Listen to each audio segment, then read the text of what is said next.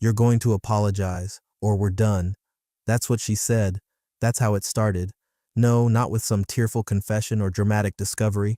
Just a sunny afternoon on the back porch, and my wife of 28 years shoving her phone in my face like I'd just committed high treason by breathing wrong.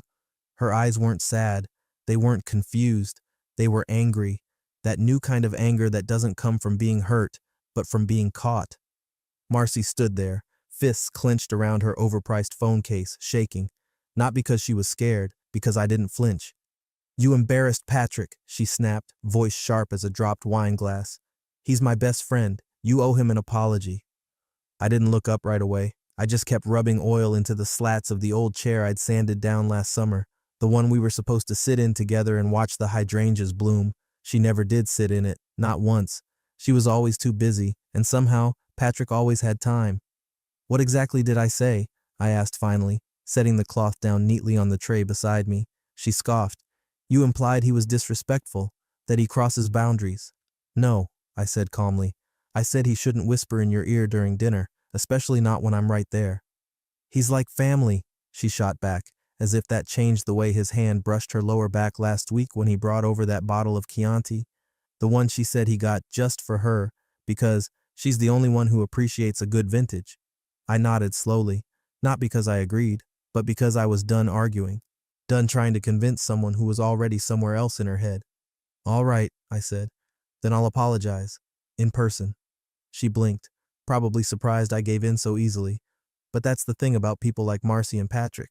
They get loud when they think they've won. They confuse quiet with surrender. It wasn't surrender, it was precision. And before we go further, if you're still listening, I need to ask you something important for us. Over 97% of people who listen to these stories don't hit that subscribe button. But that little click, it tells our small team that stories like this matter, that someone out there sees what's happening beneath the surface. So if you're one of those who get it, who've lived it, hit subscribe. It fuels us to go even deeper. Anyway, that night, after she left the room with that smug little smile plastered on her face, I poured myself a drink. Not a big one, just enough to sharpen the edges. I sat in that same chair and listened to the wind, watched the neighbor's motion sensor blink as their dog paced the yard, and I remembered the moment the seed of doubt planted itself in me. It wasn't the first time Patrick showed up uninvited. It wasn't even when he started calling her Red in front of me, a nickname I'd never heard in nearly 3 decades of marriage. It was when she defended him harder than she ever defended me, when she started adjusting her lipstick in the hallway mirror after he rang the bell, when her phone lit up at 11:47 p.m. on a Tuesday with P, and she said it was about the school auction committee. There is no school auction. We don't have kids in school anymore, but I didn't fight her on it. I didn't accuse. I didn't cry. I listened. I observed. You don't work aerospace for 41 years without learning how to read small errors in quiet systems. I started noting times, cross-referencing receipts. Nothing obvious, no screaming red flags, just patterns. Like the hotel reservation on the same weekend she told me she was volunteering at the animal shelter, or the second toothbrush in our guest bathroom that wasn't mine, and certainly didn't look like something a man who lived alone would own.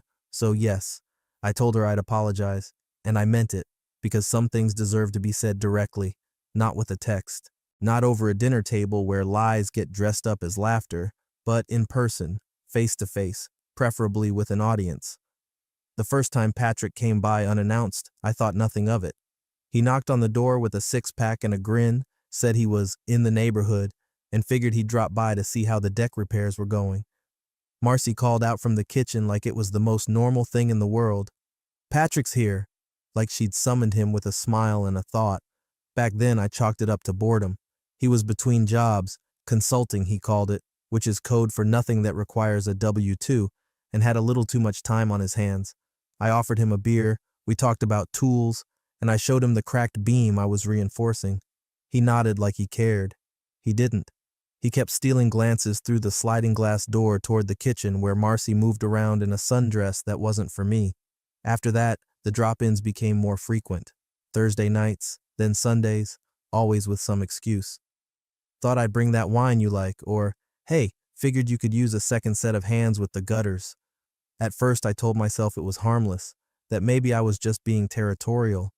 But then the boundaries started to erode in small, almost imperceptible ways, like how he never knocked after the third visit, just walked in through the side door like he lived here, or how Marcy never asked me if it was all right he stayed for dinner. She just made a third plate, or when she said, "Patrick's going to help me reorganize the garage this weekend," like I was incapable of lifting boxes or knowing where things belonged in my own damn house. And the way she started laughing at his jokes, not the polite kind, the soft, slow laugh that ends in a hand resting gently on a forearm, the kind of laugh she hadn't given me in years, the kind that isn't just about humor, it's about permission. Still, I kept the peace. Let them have their little friendship, as she called it. Watched, waited. I'm not impulsive. That's never been my flaw. But it grated. The erosion of small things. She used to make tea for just us at night. Suddenly it was 3 mugs on the table, one of them filled with some herbal garbage Patrick brought back from a retreat. She used to complain about work to me. Now it was Patrick gets it, because he's more emotionally fluent. That's the phrase she used, emotionally fluent, as if I was some broken transistor that couldn't register voltage. The comments got bolder. One night while clearing dishes, she said it casually, as if she were talking about a TV show. "He's just more interesting to talk to. You're more practical." I didn't respond, just picked up a plate and walked to the sink. Another time, after they came back from one of those volunteer events, she said, "You wouldn't get it. It's a friend thing." Not we, they, a club I was no longer part of. Then came the moment I stopped pretending. Wine night, another one. This time I stayed in the living room while they clinked glasses in the kitchen. I wasn't in the mood to play third wheel in my own home. From where I sat, I could see their shadows on the tile floor. I saw him lean in, heard the soft murmur of her laugh. Then, as she reached past him to grab a glass, his hand touched the small of her back. Not by accident, not a quick graze, a slow slide, a knowing gesture. She didn't flinch, didn't pull away, just kept pouring the wine. I gripped the armrest of the recliner so tight I thought the wood might crack, but I didn't move, didn't say a word. Because men like Patrick, performers, charmers, parasites, they thrive on exposure, on being challenged directly. He would have laughed it off, called me jealous, or worse, made me the bad guy for misreading, so I let it pass, outwardly at least. Inside, I started documenting everything, quietly, precisely, timestamps, comments, reactions, the same way you log engine anomalies, one by one, until the pattern reveals itself, because that's the thing about slow corrosion. You can't stop it by yelling. You stop it by knowing exactly when the structure will fail, and being ready when it does. The office always smelled like dust and old printer ink, something comforting about it, like the past never fully leaving. That Saturday, I was reorganizing the cabinet where we kept our tax documents, warranties, and all the boring but necessary proof of adulthood. Marcy hated that room, said it made her feel cluttered in the soul, which is why I didn't expect to find anything of hers tucked in there. But there it was, wedged between a 2021 IRS letter and an old manual for the pressure washer I never used, a folded envelope. Not addressed, not labeled, just carelessly stuck where it didn't belong. I almost threw it out. I opened it instead. Inside, a printed bank statement, the kind she usually shreds immediately. But this one was from her personal account, not the joint one, the one she uses for girl stuff, nails, gifts, yoga classes. She's always been private about it, and I've never asked. I respected her independence, thought it made us stronger, until I saw the charge. $476.82, Spa Ventana Wellness Retreat, marked as Couple Serenity Package. 2 guests, 1 room, 1 weekend.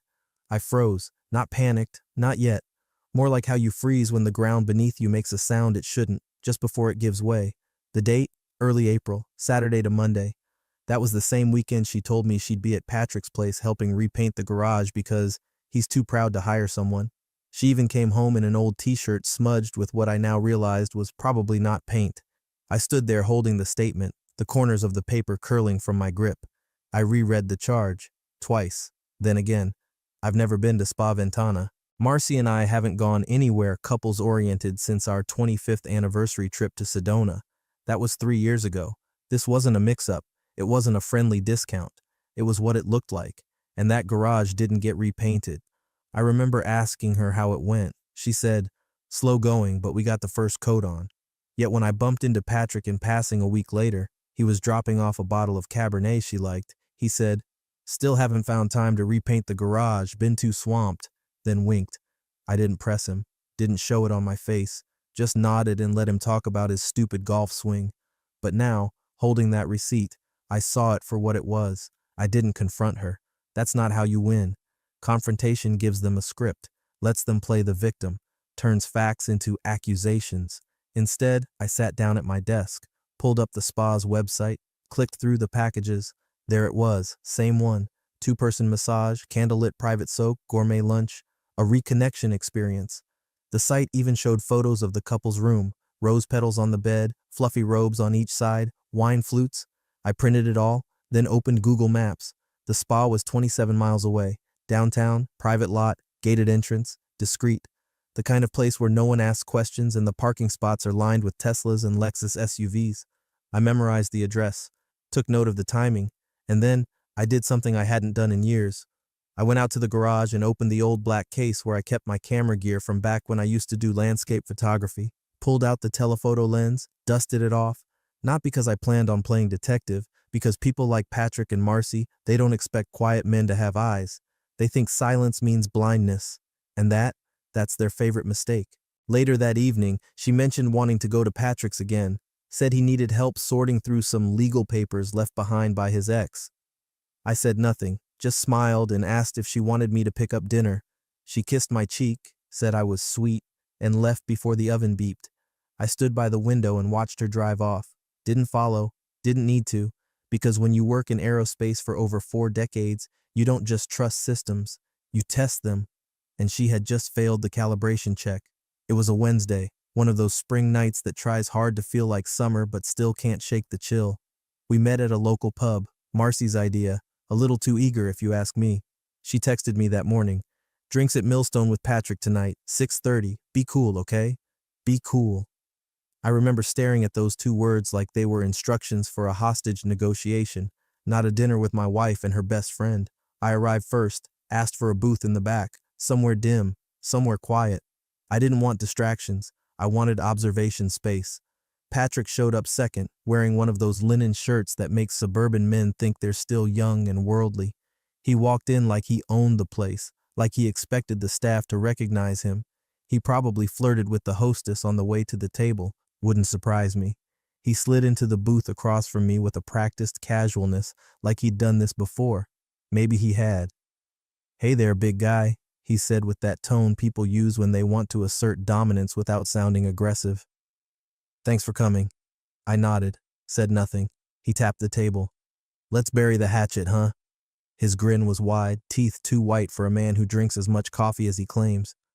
"Marcy told me you thought I was, what was it, overstepping?" He laughed, like it was some harmless misunderstanding, like I'd called him out for forgetting to use a coaster, not for groping my wife's back in my kitchen. Then he raised his pint and said it, words that slid out like poison in syrup. "No hard feelings, right?" And before I could answer, he clinked my glass. I smiled, not the kind of smile you give when you're happy, the kind of smile you wear to an execution, when you're the one pulling the lever. "No hard feelings," I replied. "In fact, I've been meaning to talk." That caught him, just for a moment. Something behind his eyes flickered.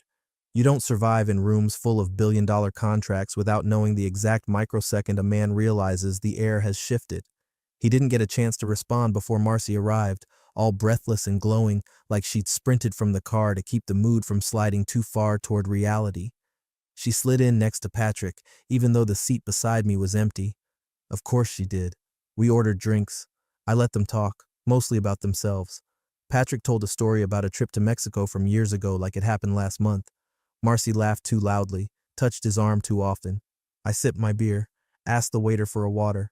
Then, just before the food arrived, I said, "Patrick, you still driving that gray Lexus?" He blinked. "Yeah, why?" "No reason. Just saw one like it parked outside Spa Ventana a couple weeks back. Figured it might have been yours." The silence was instant. Marcy reached for her wine. Patrick chuckled, forced, tight. "That place? Fancy. I don't think I could afford it." I shrugged. "They had a couple's package on special that weekend. Nice deal." He nodded slowly, studying me. "You thinking of taking Marcy there?" I looked at him over the rim of my glass. "Not anymore." Marcy dropped her napkin. Patrick forced another smile. "Well, maybe I should check it out sometime." "Maybe you already did," I said. No one spoke after that, not really. The rest of dinner was forced. She picked at her salad. He checked his watch too often. I paid the bill. On the way out, Patrick clapped my shoulder and said, "We good now?" "We're just getting started," I said. He didn't laugh this time. See, that smirk, the one he always wore like a badge of charm, started to slip, because men like Patrick only smile when they think they're ahead, and for the first time he realized he wasn't sure what I knew, but he'd find out soon enough. I'd already picked the day, and I'd already made a call. Patrick's home address was easy to find. Too easy, in fact. Most people think privacy vanished with social media, but the real leaks? They come from the polite little corners of suburban life, shared directories, school fundraisers, volunteer projects where everyone just wants to feel important. 2 years ago, Marcy roped me into helping with the local neighborhood revitalization board, some nonsense about tree equity. I still had the spreadsheet they passed around back then, the one listing names, emails, and addresses of all participants. Patrick's name was near the bottom. I opened the file. There it was. Patrick Delaney, street address, personal phone, home email.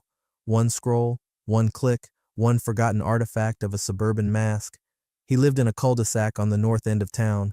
Big lot, garden out front, a bird bath, the kind of place where someone like Julia would tend roses while her husband stayed late at work. I hadn't seen Julia in maybe 4 years. Last time was some birthday Marcy dragged me to. Julia had brought a homemade lemon cake. I remember because Patrick rolled his eyes and made a crack about domestic types, then winked at Marcy like he was sharing a joke she was supposed to keep. Julia had smiled through it like she didn't hear. Maybe she didn't want to. That night haunted me in small flashes ever since. Not the cake, not the wink, the silence, her silence. It was the same kind of quiet I had become too familiar with. So I picked up my phone and called the number. 3 rings. Then, "Hello?" Soft voice, calm, a little confused. "Julia," I said. "It's Elliot, Marcy's husband, from the neighborhood project a while back." A pause, slight recognition, then a polite tone. "Oh, Elliot. Hi, it's been a while." "It has," I said. "Listen, this is a bit unusual. I was hoping we could talk, just the two of us." Another pause, longer this time. I could hear a TV in the background, a dog collar jingling, life going on, the illusion of normalcy. Then she asked, in a voice so still it almost dropped through the line, "Is this about Marcy?" There it was. I leaned back in my chair and stared at the ceiling. That ceiling I patched myself last fall while Marcy was at one of her committee retreats. I remember wondering then why fixing something felt more satisfying than being with her. "Yes," I said quietly. "And Patrick." Silence again. Then she inhaled. It was the kind of breath someone takes when the story they feared has finally arrived, not as a suspicion, but as a fact. "Can you meet?" she asked. "Not here. There's a park on Harlow Drive, by the pond." I agreed. She added, almost as an afterthought, "He thinks I'm seeing my sister tomorrow. I'll have an hour." That's when I realized something deeper than betrayal had settled in her home too. Julia wasn't blindsided. She was waiting for someone to say what she already knew in her bones. I spent the rest of the evening not pacing, not planning, just listening, to every conversation in my head I never had with Marcy, to every time I chose calm over conflict, trust over paranoia. And now, it wasn't paranoia, it was pattern recognition. The next day, I dressed simple. Jeans, a soft button-down, the kind of clothes I wear when I want to be invisible. I brought a folder. I didn't expect to show it, not yet, but it was there. Inside, a printed spa receipt, a screenshot of a text I wasn't supposed to see, and a photo I took myself, telephoto, from my car 3 weeks ago. Her SUV, his Lexus, one hotel. As I walked toward the park bench, I spotted her, Julia, hair pulled back, sunglasses on. She looked smaller than I remembered, not fragile, contained, like someone who had folded herself tightly for too long. She saw me and nodded, didn't smile, didn't pretend. I sat down beside her, left a respectful space between us, no pleasantries, just the wind in the trees and the sound of distant ducks fighting over bread crusts. And then I said it gently, "I think our spouses are in love with each other." She didn't cry, she didn't gasp. She reached into her purse, pulled out a folded napkin and handed it to me. Written in pink ink, a short message. "Tell Marcy I'll always have her back. Thank you for last night. P." She didn't explain how she got it. She didn't need to. We were allies now, quiet ones, strategic ones, and we both understood the value of timing. Marcy was in the kitchen, chopping basil like she was auditioning for a cooking show, mellow jazz on the speaker, wine already open. She had that glow she only gets when she thinks she's winning, that smug little confidence that says, "My narrative is safe." I watched her from the doorway for a moment longer than necessary. The knife, the wine, the curated playlist, it was all theater. She knew I'd been quiet lately, knew something had shifted in me, and like any decent manipulator, she was already trying to rewrite the scene before the climax hit. "I've been thinking," I said casually, walking in and opening the fridge. "Maybe it's time I just talked to Patrick." Her head snapped up, just enough to let me see the flicker of surprise before she smoothed it over. "Really?" she said, too fast. "I mean, yes, that's great. That's really mature, Elle." Mature, like I was a child throwing a tantrum, like I'd finally come around to the truth she constructed. "I figure I'll just swing by, clear the air," I added, pouring a glass of water. "No drama." She smiled wide, relieved. "Finally. You have no idea how long I've been waiting for this." I resisted the urge to respond, not because I didn't have something to say, but because silence was more unnerving. She thought she was back in control. I left her in that illusion. When I stepped into the garage later that night, I didn't turn on the overhead light. I opened the old steel drawer in my workbench, the one I hadn't touched since before things got weird. Inside was a black accordion folder with no label. It held every piece of what I called my civilian intel. No sleuthing, no hacking, just quiet legal observation and paper. The screenshots were first, pulled from the synced backup of our home laptop. Marcy forgot her texts auto-sync through iCloud. I didn't snoop. I just opened the Messages app one day and scrolled, then printed what mattered. "You always know what I need, even when he doesn't." Still thinking about the cabin, that blanket, that moment. Promise me we'll never have to lie to each other.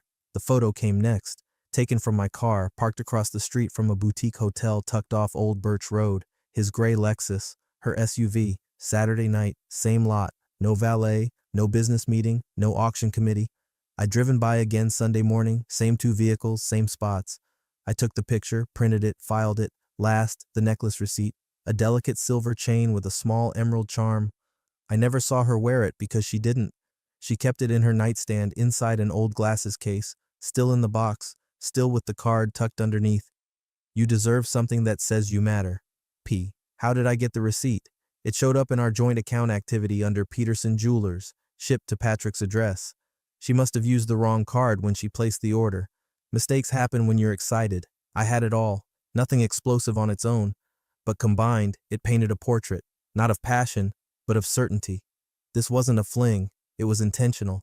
Julia and I had agreed on the when and where. Friday, late afternoon. Patrick thought I was coming alone. Marcy thought I was coming to make peace. Julia would arrive early, under some errand excuse. He wouldn't know until the moment the folder hit the table. The key wasn't confrontation, it was timing. That morning, Marcy kissed me on the cheek. "I'm proud of you," she said. I almost laughed. Instead, I smiled and said, "I know," then got in the car. Before pulling out, I double-checked the folder resting in the passenger seat, labeled apology. It was the only thing I'd be offering that day, and it wasn't for him. The sky had that pale, washed-out color suburban neighborhoods get in late afternoon, like even the sun's grown bored of the sameness. Cookie-cutter roofs, identical mailboxes, SUVs in driveways. The cul-de-sac Patrick lived on looked exactly how I expected, calm, predictable, curated. The kind of place where infidelity could tuck itself between pool filters and HOA newsletters and go completely unnoticed. I parked across the street, not in his driveway. Control starts with small things. As I stepped out, the air was heavy with cut grass and blooming dogwood. I could already see Julia through the glass panel in the door. She wasn't pacing. She wasn't wringing her hands. She just stood still, holding her phone like a prop she didn't know what to do with. When she opened the door, she didn't greet me right away. We just looked at each other for a moment. Strangers connected by a fracture neither of us caused, but both of us finally stopped ignoring. "Elliot," she said softly. "He's in the kitchen, still thinks I'm running errands." "Good," I said. "Let's not drag it out." She nodded, stepped aside, and closed the door behind me. The inside of the house was exactly what I expected from Patrick. Overly styled, underlived, art pieces with no soul, oversized vases, furniture positioned for appearances, not comfort. The kind of house that says, "Look how well I'm doing," while screaming, "I never sit down." The clink of ice in a glass gave him away before he saw us. He turned the corner, drink in hand, wearing that linen shirt smirk he probably thought aged like wine. When he saw me, his mouth opened for something charming. When he saw Julia, he froze. "You brought backup?" he said, grinning but not quite laughing. "Didn't know this was going to be a conference." I didn't smile. "I said I'd apologize," I replied, "but I never said to who." That hung in the air for a beat too long. He glanced at Julia, then back at me, that little crease between his brows forming for the first time. That was the moment it hit him. This wasn't a discussion. This was a reveal. Julia walked past him and sat on the edge of the armchair across the room, hands folded, still. She didn't look at her husband. Not once. Patrick cleared his throat. "Look, if this is some weird intervention, I opened the folder, laid it gently on the kitchen counter between us, then flipped it open. First, the photo. Their two cars parked side by side in front of the Hotel Merrick, time-stamped, clear as crystal. Second, a printed screenshot, a message from Marcy that read, "Last night was perfect. Every time with you is like waking up from a dream I never want to end." Patrick's mouth opened, closed. He glanced toward Julia again, but she still wasn't looking at him. Her gaze was fixed on the folder like it was an autopsy. I laid down the receipt next. The necklace, charged to my joint account, delivered to his address. "Gift for a friend?" I asked mildly. "Or something more poetic?" His smile faltered. That was new. Patrick straightened up, crossed his arms, trying to salvage posture. "I think there's been a misunderstanding." "Of what? Geometry? Those cars parked closer than most marriages?" He swallowed, and in that silence I noticed something fascinating. Julia didn't flinch. She didn't cry. She didn't demand answers. She already knew. This wasn't news to her, just confirmation. I could see it, the months of doubt, of forced smiles, of smelling unfamiliar perfume on his shirt and telling herself it was hers, of asking questions and being fed just enough affection to feel crazy for asking again. Patrick turned to her. "Jules, this is being blown way." "Don't call me that," she said flatly. "Not right now." I stepped back, gave her space. This wasn't about me anymore. This was about truth being dropped like a stone in still water and watching the ripples hit everyone who tried to pretend nothing was there. "You said you wanted to talk," Patrick said, voice tighter now. "So talk." I looked at him, at the man who strutted into my home for months, laughed with my wife like I wasn't in the room, drank my bourbon, gave me advice about my own marriage. And then I said it, quietly, not with rage, just precision. "I'm here to apologize, but not to you." He blinked. I turned to Julia. "I'm sorry you had to find out like this. I'm sorry I didn't speak to you sooner. And I'm sorry for every time he used my house, my table, and my silence to cover his tracks." She looked at me then, and nodded, just once, the kind of nod that says, "Thank you, for not pretending." "I'm sorry you had to hear this from me." That's all I said as I handed her the folder. No theatrics, no swelling music, just a man handing another the truth. Julia took it with both hands, like it was fragile, like it might burn her. She didn't look at Patrick. She didn't say a word, just opened it on her lap and began to read. The silence in the room shifted, not tense, thin, like the air itself had withdrawn, wanting no part in what came next. Her eyes flicked down the page, line by line, page by page. She didn't blink much, just scanned, digested, turned. Patrick hovered like a man at a wake who doesn't know whose funeral he's attending.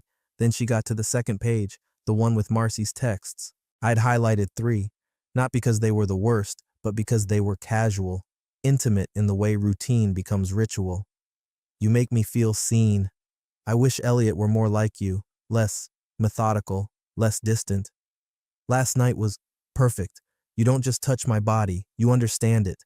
I saw Julia's hand tighten on the edge of the folder. Her thumb went white.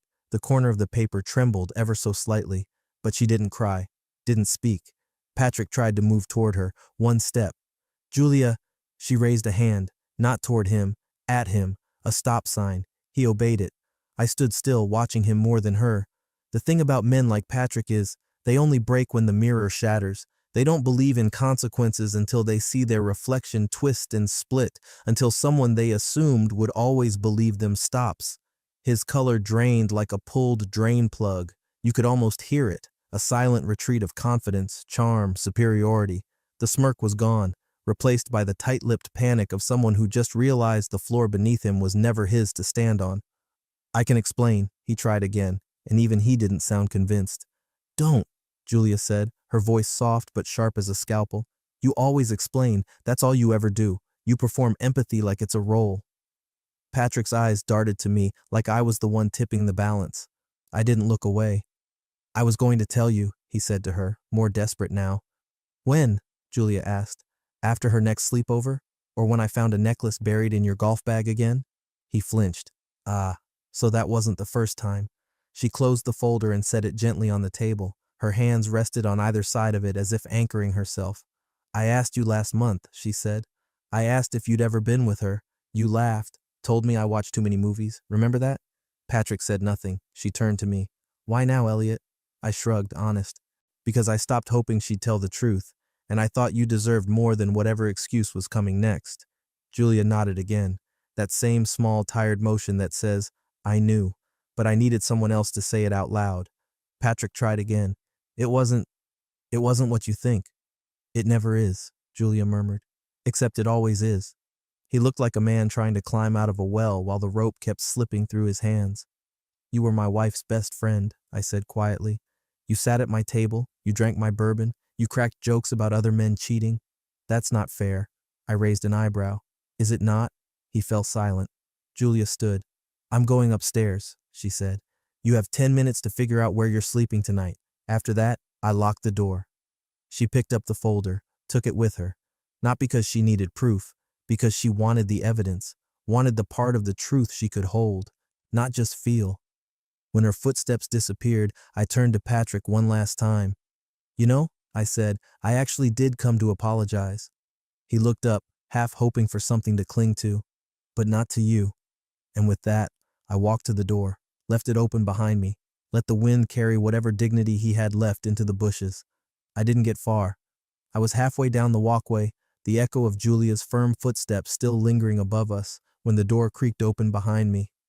Elliot, Patrick called out, voice flat, trying for calm. Too late. I stopped, didn't turn around yet, let him hang in it. You've got this all twisted, he said, stepping out onto the porch. We were just talking. You know how she is. She likes to feel important. She probably exaggerated. I turned slowly. There he was, hands on hips, shoulders up, eyes darting, already rewriting the narrative, like a man flipping through flashcards labeled deflect, minimize, deny. She sent those messages, he added quickly. Not me. I cocked my head. And the hotel? He hesitated, just for a second, a blink. But in a man like Patrick, hesitation is a tell. It was one night, he said. We talked, that's all. I needed space. She needed someone to talk to. I let that hang. Then Julia's voice came, sharp from the doorway behind him.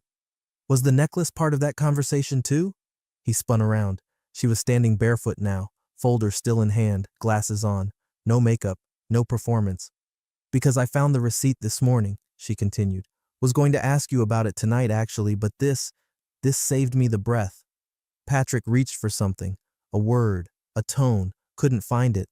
Jules, please, don't call me that. Don't shorten my name like we're still inside something sacred. You said you just talked? That's what you're going with? He tried to step toward her. She stepped back. 2 nights at a boutique hotel, she said, holding up the page. A handwritten note, a gift paid for with their joint account, and your defense is that you were just talking? Patrick's lips parted. No words came. I walked up the steps slowly, not to intervene, just to be present, just to say what needed to be said while the curtain was still pulled back. I came to apologize, I said quietly, looking at her, not to Patrick. Julia turned to me, tears caught in the corner of her eyes but refusing to fall. I came to apologize to you for trusting a man who strutted through my home like he owned it, whispered to my wife when he thought I wasn't listening, and held court at my dinner table while hiding this. I gestured to the folder, from the woman he promised to love. Patrick looked away. He made me feel like I was crazy, I added, like I was possessive, controlling, paranoid. Julia let out a quiet, bitter laugh. Same. Marcy told me he was family. I looked at Patrick then. You remember that? Family. He shook his head slowly. It didn't mean, no, I cut in. Don't finish that sentence. There's no version of it that saves you. I turned back to Julia. I should have warned you earlier. I saw signs. I stayed quiet. Tried to be mature about it. She held my gaze. We both did. I nodded. Not anymore. She folded the folder closed like sealing a case file.